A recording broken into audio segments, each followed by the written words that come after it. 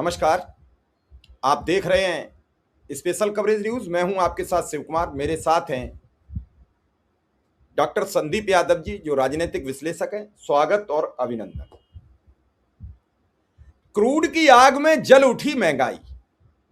तेल की आग लगी हुई थी, सरकार तेल की आग से आपको बचा रही है तपिश में कि जून का महीना आ रहा है, मई चल रही है। इस बार पंचांग के हिसाब से 2 जेठ हैं, जेठ के 2 महीने हैं ज्येष्ठ के। तो पहला ये गर्मी का महीना शुरू हुआ है और आर्थिक संकट महंगाई का आने वाला है। 42 महीने में अब तक की सबसे बड़ी महंगाई की रिपोर्ट आज आ गई है। इतनी बड़ी महंगाई कभी नहीं थी जो इस बार है। दूध के दाम देर रात बढ़ गए थे, अभी आपके समक्ष दाम बढ़ गए हैं सीएनजी के, यानी सीएनजी भी अब 2 रुपया किलो महंगी मिलेगी। दूध 2 रुपया लीटर महंगा हो चुका है। अभी और भी दूध के महंगे होने के चांस दिख रहे हैं, क्योंकि अभी डीजल पेट्रोल के दाम बढ़ेंगे तो फिर बताएंगे दूध वाले कि भाड़ा बढ़ गया, फिर दूध के दाम बढ़ाने पड़ रहे हैं। 42 महीने का रिकॉर्ड टूट गया। अभी ये चर्चा नहीं है कि 2014 से पहले महंगाई की दर क्या थी, अभी इन्हीं के रिकॉर्ड टूट रहे हैं। और मोदी है तो ये सब मुमकिन है, क्योंकि आपको तो सवाल करना नहीं है। अभी आज एक संदीप जी बड़ी खबर आई है कि बिहार में एक बैलेट पेपर से एक विधान परिषद का चुनाव हुआ, वहां जदयू और बीजेपी दोनों हार गए, मिलकर हार गए। तो उम्मीद करिए अगर ईवीएम से चुनाव नहीं हुआ होता तो क्या हश्र होता। भाई सरकार भी तो अभी विधान परिषद के चुनाव तो अक्सर सत्ता दल जीतता है, इन के इन प्रकार जीतता है, लेकिन लोगों की नाराजगी मत पत्र तक नहीं पहुंच पा रही है। उसे बीच में कोई डाइल्यूट कर रहा है, कोई बदल रहा है। तो फिर सर महंगाई कौन रोकेगा? महंगाई रोकने का कोई सरकार यत्न कर रही है? हर समय तो चुनाव में रहते हैं, अब चुनाव के बाद जागे तो कह रहे हैं सोना मत लो, तेल बचाओ, खाने में पराठे मत खाओ, पूड़ी खा के गुनाह मत करिए, राष्ट्रद्रोह मत कर दीजिए पूड़ी खा के। तो संदीप जी कैसे देख रहे हैं इस पूरी महंगाई के इस एपिसोड को?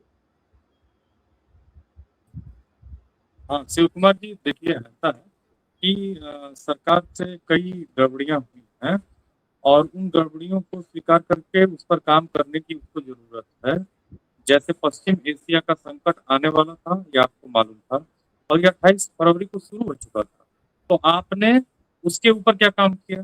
सरकार का काम है कि जो संकट सामने दिखाई दे उसके लिए होमवर्क करे, उस पर काम करे। जैसे मुझे कहीं जाना है तो उसके लिए प्लान करूंगा कि मुझे अभी निकलना है, इतना टाइम लगेगा, इतना भाड़ा लगेगा।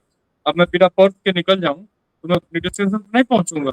वही हालत भारत सरकार की है कि संकट को छोड़ के वो पश्चिम बंगाल चुनाव में पूरा जोर लगाए हुए थी, संकट को छोड़ के आसाम के चुनाव में पूरा जोर लगाए हुए थी, और 5 राज्यों के चुनाव में जोर लगाए हुए थी। और वो भी कैसे जोर लगाए हुए थे? सारी जो ऊर्जा है वो तमाम तरह के मशीनरी के यूज में था। उसमें था कि पूरा हम एकदम साफ साफ न पकड़ लिया जाए, तो वो थोड़ा ढकना छुपाना था, उसमें आपकी ऊर्जा लग रही थी। लेकिन ये जो वेस्ट एशिया में संकट था, ईरान पे जो अमेरिका ने हमला किया, उस पर आपने कोई काम किया उस तरह से गंभीरता से कि अगर ये लंबा चल जाएगा? आपने भगवान भरोसे छोड़ रखा था कि नहीं आज ये कल खत्म हो जाएगा। आपके सामने एक एग्जाम्पल है कि 2022 से युद्ध चल रहा है, 4 साल होने वाला है रूस और यूक्रेन का। यूक्रेन एक छोटा सा देश, अमेरिकी सहायता से उसने रूस के नाक में दम कर रखा है, और उसकी वजह से भी जो पूरी दुनिया का सप्लाई चेन है वो भी बाधित है। और याद रखिएगा कि उसी युद्ध में रूस को मदद ना पहुंचे, इसी बहाने के साथ अमेरिका भारत को रूस से तेल नहीं खरीदने दे रहा है, जबकि रूस भारत को यह आजादी देता है कि आप दूसरी मुद्रा में तेल खरीद सकते हैं, और कच्चा तेल रूस का जो है वो सस्ता है और भारत को तो और भी सस्ता दे रहा था। तो ऐसी स्थितियों में हमने अपने को ऐसे प्लेस किया, या हमने जो काम मतलब जो संकट आने वाले थे जो दिख रहे थे उनके लिए कोई प्लानिंग नहीं की, और इसी की वजह से हम मुश्किल में फंसे हुए हैं। इन 2 कारणों की वजह से, एक तो हमने अमेरिका को जो खुली छूट दे दी, वो जो अपनी शर्तों पर लगातार हमारे साथ ट्रेड डील कर रहा है, जिसे विपक्ष डील कहता है, और वास्तव में वो डील है, क्योंकि भारत अमेरिका से $29 बिलियन का आयात करता है। हम आयात बहुत कम करते हैं और हम निर्यात बहुत ज्यादा करते हैं। याद रखिएगा, मैं फिर एक बार सफाई से दर्शकों को बता रहा हूँ कि भारत जो है वो हीरे जवाहरात, इस तमाम तरह की कटाई छटाई, उसकी फिनिशिंग प्रोडक्ट्स को निर्यात करता है, रेडीमेड गारमेंट्स निर्यात करता है, दवाइयां निर्यात करता है और तमाम तरह के इलेक्ट्रॉनिक्स गैजेट्स निर्यात करता है और उसके साथ साथ चावल, मछली, इस तरह की चीजें भी निर्यात करता है। अब इसके बाद जब हमारे सामान पर टैरिफ लगा दिया, पहले तो 50% टैरिफ लगा, भारत में हाहाकार मच गया। सरकार इसको ऐसे छुपा रही थी जैसे एक बवासीर का रोगी अपना रोग छुपाता है। वो दर्द से तो परेशान थी, लेकिन बताती नहीं थी कि वो कितना मुश्किल कर रहा है। बाद में जैसे तैसे उस आदमी ने उस टैरिफ को घटाया, 25% किया, फिर बाद में घटा के 18% किया। फिर भी भारत और अमेरिका के बाइलेटरल ट्रेड माने द्विपक्षीय व्यापार में ये जो टैरिफ है अभी भी बहुत ज्यादा है। 17% टैरिफ लगाने का मतलब है 18% कि जो हम फिनिश फ्रूट्स अमेरिका के मार्केट में 100 रुपए में बेच रहे थे उसको अब 117 रुपए में अवेलेबल है, तो वहां पे कंपटीशन बढ़ जाता है, हमारा सामान नहीं बिकता है। अमेरिका दुनिया का सबसे धनी देश है, दुनिया के 33% धनी लोग अकेले अमेरिका में रहते हैं, तो खरीदार जहां होंगे वही सामान बिकेगा ना। सामान गाजियाबाद और दिल्ली में बिकेगा या हापुड़ के बाजार में बिकेगा? स्वाभाविक है। अमेरिका एक बड़ा बायर है, उस बायर को हमने खराब कर दिया। खराब क्यों किया? क्योंकि उसने हमारी कुछ कमियों को पकड़ लिया था और उस पे ट्रम्प एक व्यापारी है बेसिकली, और वो ब्लैकमेलिंग नहीं छोड़ते हैं। उन्होंने उसको किया तो सवाल ये उठता है कि भाई ब्लैकमेलिंग क्यों हो रही है, किसकी कीमत पे हो रही है, वो जनता की कीमत पे क्यों हो रही है? क्योंकि जिन चीजों की हमको जरूरत नहीं है वो हम क्यों खरीदेंगे अमेरिका से? अमेरिका से हम उस दुकान पे खाएंगे क्यों उस रेस्टोरेंट में? अगर मेरे पास एक नॉर्मल 3 स्टार रेस्टोरेंट में खाने का पैसा है तो मैं 5 स्टार में क्यों जाऊंगा? अपने कपड़े गिरवी रखने के लिए? भारत का हाल कुछ वैसा ही है। भारत ने अपने आप को अमेरिका के सामने पूरी तरह से गिरवी रख दिया। किस लिए? अपने दोस्त और तमाम अपने इंटरेस्ट के लिए, अपने कुछ लोगों का एप्स्टीन फाइल में नाम आने की वजह से, उसमें डील की वजह से। इसीलिए विपक्ष कह रहा है कि ये डील नहीं है, ये डील है। और किसकी कीमत पे है? भारत की जनता की कीमत पे है, क्योंकि भारत की जनता ही पैसा जुटाती है। भारत सरकार कौन है? हम हैं, आप हैं, सभी हैं। जो इस देश के नागरिक हैं सभी हम भारत सरकार है। भारत सरकार का पैसा हमारा पैसा है और उस पैसा को सरकार जो है वो तमाम तरह की चीजों में खर्च कर रही थी। और उस खर्च का आलम यह है कि आज आपने बताया कि अमूल, आनंद मिल्क यूनियन जो है लिमिटेड, उसने 2 रुपए दाम बढ़ा दिया है, मदर डेयरी ने बढ़ा दिया है, अभी आपने जैसा कि बताया कि सीएनजी ने भी 2 रुपए बढ़ा दिया है। तो अब ऐसे स्थिति में अब समस्या ये है कि कैसे ये भारत का नागरिक जिएगा।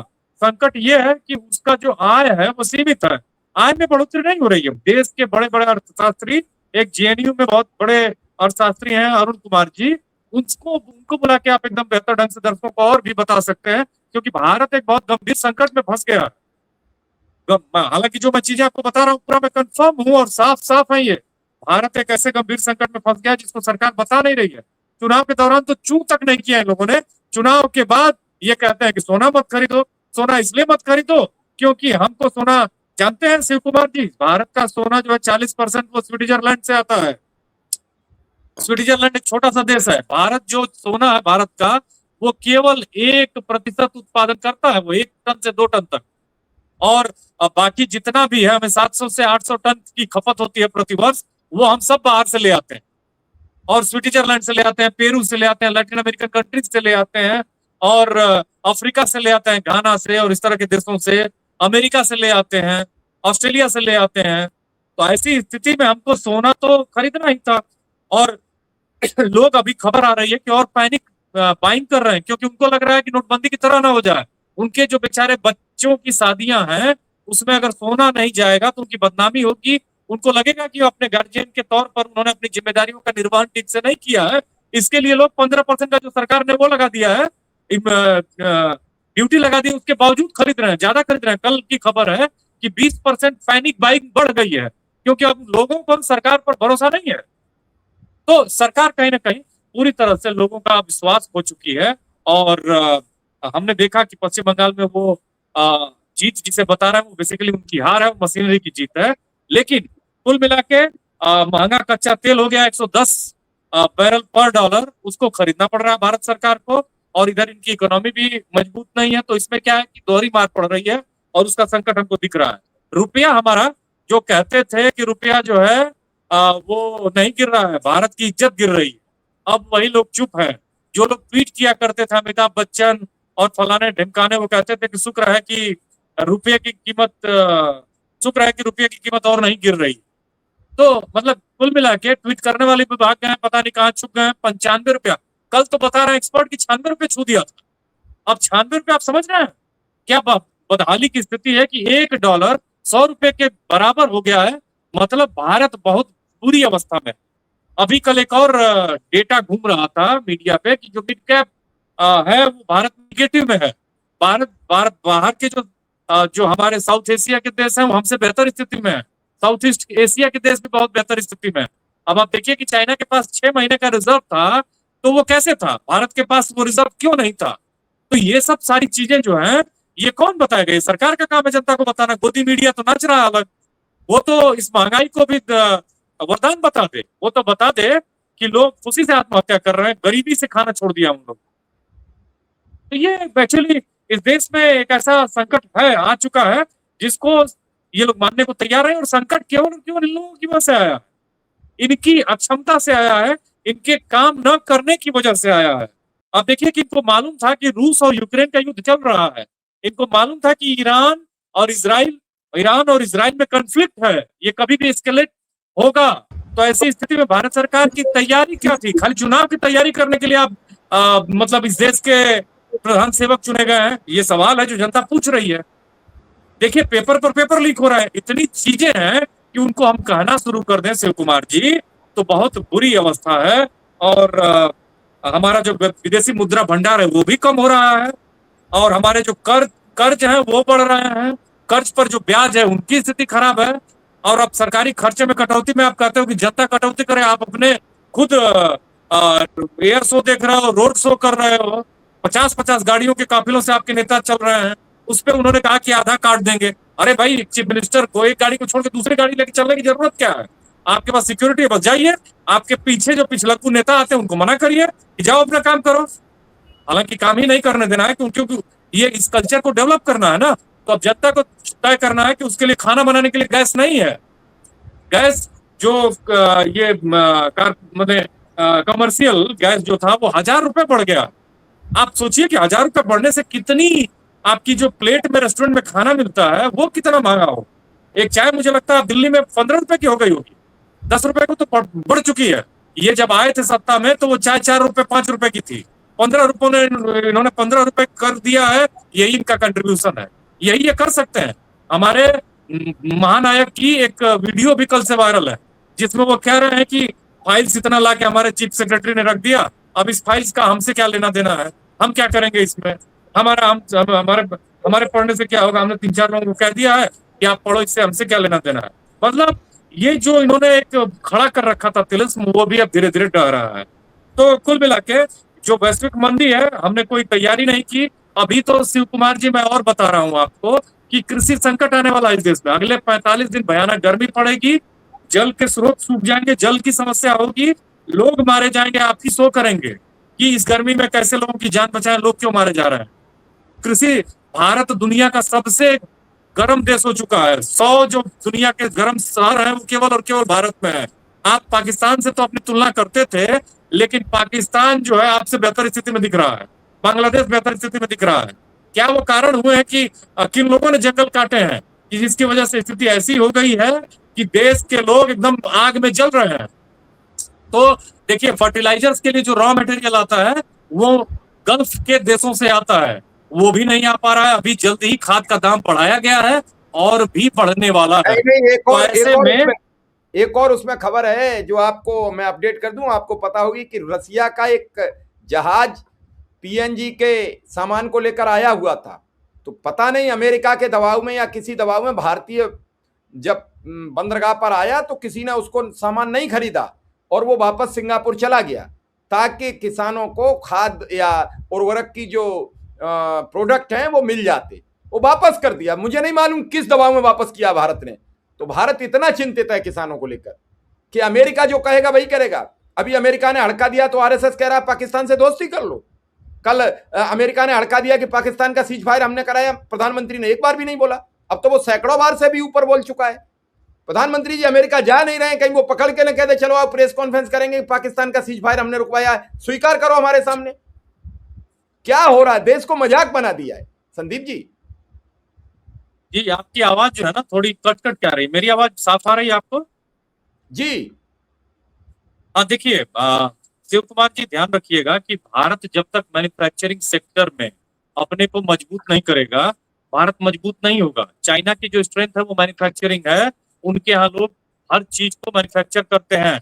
आप याद रखिए शिव कुमार जी कि हम बहुत गंभीर संकट में हैं, क्योंकि हमारे यहाँ के युवा, उसको स्किल करना सरकार की जिम्मेदारी थी। स्कूलों को बंद कर दिया गया, प्राइवेट स्कूल में हर कोई थोड़ा पढ़ लेगा। शिव शिव कुमार जी 90,000 स्कूल बंद कर लिए गए। युवा जो हमारे यहाँ हिंदू मुसलमान कर रहे हैं, वो मस्जिद के सामने जाके नाच रहे हैं। और आज ही मध्य प्रदेश में एक फ्लाईओवर जो 400 करोड़ में बना था, वो आधा टूट के गिर गया। माने इस तरह का पुल गिरने का, सड़कों के टूटने का क्रम तो मुझे नहीं लगता है कि भारत के इतिहास में कभी रहा है। 2014 के बाद से जिस भारत को अमृत काल के भारत कहा जा रहा था, वो बेसिकली विष काल का भारत बन चुका है। इसमें हर विकास अब जहर बन चुका है। अब देखिए कि दूध जो है वो 60 रुपया क्रॉस करके इतना ऊपर चला गया। जब ये आए थे तो 40 रुपए था। इन्होंने यही किया है कि उसको 1.5 गुना महंगा कर दिया। तो आपने क्या रोका? सवाल तो आज ये बनता है 2014 के बाद, 12 सालों के बाद, कि आपने किया क्या? आपसे जब सवाल पूछे जाते हैं तो आप कहते हो नहीं नहीं 2024 में पूछना, 2024 में पूछते तो कहते हैं 2029 में पूछना। फिर 29 की बात होती है तो 47 में हम भारत को विश्व गुरु बना देंगे और पूरी तरह से एक सफल देश बना देंगे। अरे भाई, भारत तो वैसे ही प्रगति कर रहा था। जो आप कह रहे हो कि 4.5 ट्रिलियन की इकोनॉमी, लोग कहते हैं 3 ट्रिलियन की इकोनॉमी है। तो ऐसी स्थिति में तो भारत इस तरह से अगर उस स्पीड से चलता तो इससे आगे ही रहता। तो याद रखिए कि भारत जो है ना आयात पे निर्भर हो गया है शिव कुमार जी, और उसमें जो हमारी विदेशी मुद्रा है वो खर्च हो रही है, रुपए पर बोझ बढ़ रहा है, रुपया कमजोर हो रहा है, और हम मैन्युफैक्चरिंग कर नहीं सकते हैं। ये देखिए ना कि जिस फोन से मैं जुड़ा हूं, आप जुड़े हैं लैपटॉप से, वो सब चाइना का। आप क्यों नहीं इतने इंजीनियर बना पा रहे हो भाई? 140 करोड़ में क्या इतनी प्रतिभा की कमी है कि आपके लोग 90% भारत का फोन जो है वो चीन का यूज करते हैं? यही कितनी शर्म की बात है। आप कहते हो कि वोकल फॉर लोकल। अरे कहने से थोड़ा कुछ होता है। कहने से कुछ होता अगर तो हम लोग कहते कि विश्व गुरु है। कहने से होता क्या? अगर कुछ तो हम लोग कहते कि दुनिया के सबसे धनी लोग हैं और धनी बन जाते। लेकिन कहने से कुछ नहीं होता। दुर्भाग्यपूर्ण ढंग से ये मसला है। अब महंगाई का असर जो हर अंतिम आदमी को परेशान करेगा। ये कहते थे कि अंत्योदय करेंगे, इन्होंने तो जो ऊपर थे उनको भी संकट में डाल दिया। तो एक्चुअली अंत्योदय जो उनका था, बेसिकली हर अंतिम आदमी को संकट में डालने का प्रण था। ऐसा इन्होंने प्रण लिया और संकट में डाल के उसके जीवन को तबाह कर दिया है। अब एक्चुअली क्या है कि भारत सरकार अमेरिका पर ज्यादा निर्भर हो गई है। अमेरिका जो पूरी दुनिया को उसने ठीका ले रखा है उसका शोषण करने का, क्या भारत को छोड़ देगा? वो भारत को छोड़ देगा? तो अब अगर पेट्रोल और डीजल महंगा होता है तो हर चीज महंगी हो जाएगी। चाय 20 रुपए की हो सकती है दिल्ली, कौन पिएगा? कैसे जिएगा? हम कमाई जो है उसमें कोई ग्रोथ नहीं है, बढ़ोतरी नहीं है, और जो सामान है वो लगातार महंगे होते जा रहे हैं। भारत गंभीर नहीं, गंभीरतम संकट में है। अगर इसको कोई कहे कि ये संकट नहीं है तो वो केवल और केवल आपको बेवकूफ बना रहा है। ये बातें मैंने आपके चैनल पर बंगाल चुनावों के दौरान और उससे पहले भी कई बार कही थी। आज भी दोहरा रहा हूं कि बहुत ज्यादा गंभीर संकट में है और सरकार को कोई चिंता नहीं। वो जो शो है ना, रोड शो, अच्छा रोड शो, जहाँ चुनाव में भी रोड शो करने की क्या जरूरत है? जापान में नेता जानते हैं, जगह तय होती है, वहां जाते हैं, लोग इकट्ठा होते हैं, अपने 10 मिनट बात करते हैं, निकल जाते हैं। ये रोड शो इस अंधभक्तों के देश में ही संभव है कि वो आएंगे गाड़ी पर बैठ के, अच्छा कपड़ा पहन के, नहा धो के, और आप ऐसे हाथ हिलाओगे, वो हाथ हिलाएंगे, हाथ हिला के अपना काम करके और निकल जाएंगे। तो ये जो कल्चर है ना, इस देश को पूरी तरह से तबाह कर चुका और खत्म कर चुका। चलिए संदीप जी, आपने बड़ी महत्वपूर्ण दर्शकों को जानकारी दी है। फिलहाल इस खबर को यहीं विराम देंगे और आपने समय दिया इसके लिए आपका बहुत बहुत आभार, बहुत बहुत धन्यवाद।